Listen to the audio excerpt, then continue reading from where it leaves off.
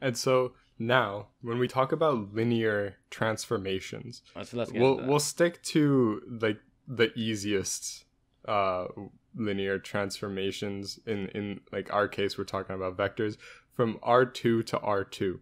So Okay. what this looks like in general is that every position on your plane that is R2, you have a vector, and then it gets transformed into another vector. Okay? What makes it linear is that you have, let's say, one vector, and you have a constant that multiplies that vector. So the first property of a linear transformation is that if you run that vector through your linear transformation and then you multiply it by the constant, you will get the same result than if you were to first multiply that vector by your constant and then run that through the transformation. You would get the exact same result. Also, the second property is that if you were to have two different vectors in R2, if you were to run both of them separately through the linear transformation and then add them together, you would also get the same result if you were to add them together first and then run that sum into the linear transformation.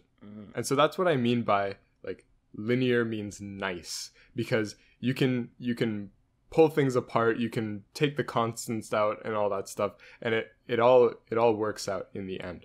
And so an example of a linear transformation, and I like to give out this example because it's so simple, right? Your linear transformation is just multiplying your vector by 2. So what this looks like, imagine you have your plane in R2. Every vector just dilates by a factor of 2 away from the origin.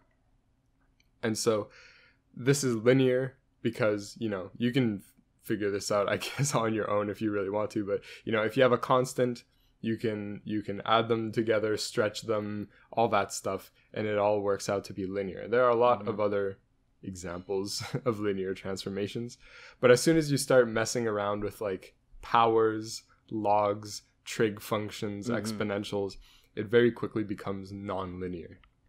Again, it's all about the relationship, right? That's the essence of linear algebra. It's the relationship between variables.